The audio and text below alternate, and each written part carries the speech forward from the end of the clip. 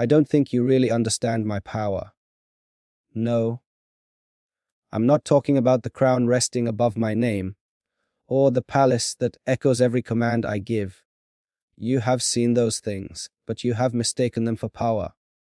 They are only symbols, shadows dressed in gold. You never knew what real power looked like, because I never wanted you to fear me. And still, you looked into my eyes as though I were only another man standing beneath the desert sky. Tell me, do you remember the first time you smiled at me without lowering your gaze? The entire royal court bowed their heads before I entered the hall, yet you never did. Everyone thought it was disrespect. I thought it was the first honest thing I had seen in years. What you don't see is that from that moment, my greatest strength stopped being my empire. It became my silence. Because I could have filled the palace with your name before sunset. I could have ordered every gate opened, every road searched, every falcon released across the desert until someone found you. But I didn't. I let you believe you were free because I wanted your heart, not your surrender. And still, you walked away believing I lacked the strength to stop you. You never understood that restraint is the highest form of power. Any king can conquer a city. Any prince can command an army. But very few men can watch the woman they love disappear into the horizon and remain perfectly still. That silence nearly destroyed me. Every night these marble walls whispered your name back to me. Every empty corridor carried your footsteps like a ghost refusing to leave. And still, I waited. Not because I was weak, because I was hoping you would choose me without ever being forced. But now, I wonder if I gave you too much freedom.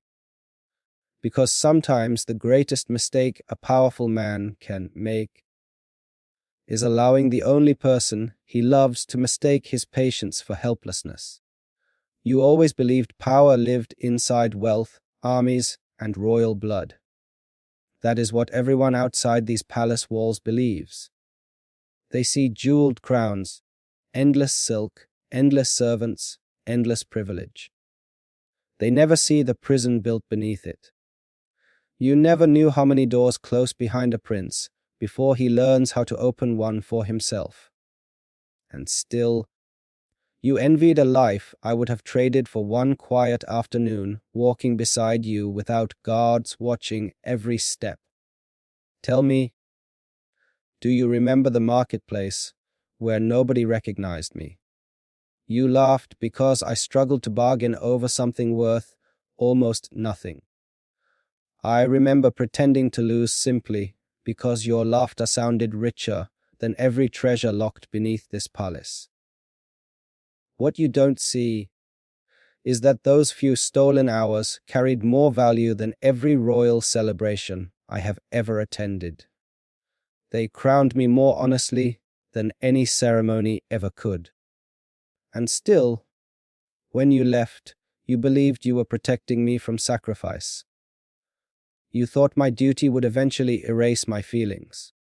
You underestimated something far more dangerous than royal authority. You underestimated devotion. Real devotion does not disappear because time passes. It grows teeth. It grows patience. It grows into something impossible to negotiate with. Every sunrise reminded me of promises I never spoke aloud. Every sunset asked the same question. How much longer will you pretend the throne matters more than the woman who made you feel human? The court believes I have become colder. They think leadership has hardened my heart. They have no idea the opposite is true. You softened the only part of me that no kingdom could ever reach. And that softness, strangely enough, became my greatest weapon. Because a man who has already accepted losing everything cannot be threatened with losing anything. The palace has begun asking questions they were never meant to ask. They notice every delayed decision, every meeting I shorten, every royal celebration I leave before the music ends. You never knew how quickly powerful people become suspicious when a prince begins listening to his heart instead of his advisors. And still, they search for reasons everywhere except the truth. They blame politics, foreign alliances, secret negotiations. They never imagined that an empire could be shaken by one woman who never asked for a throne. Tell me, if you walked into this palace tonight, would you recognize the man standing beneath these crystal chandeliers? Or would you only see the prince the world expects me to become? Because what you don't see is that every decision I make now carries your shadow beside it. Every treaty, every signature, every royal announcement. Somewhere inside each one lies the question: would this take me farther away from you, or one step closer?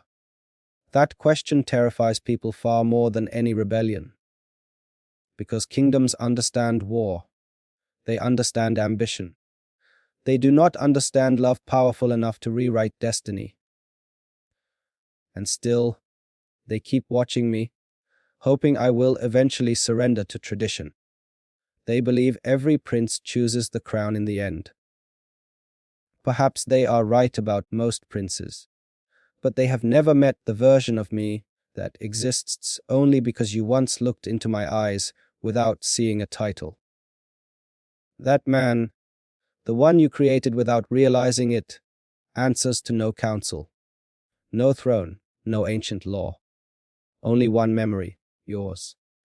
There is something I have never confessed, even inside my own thoughts.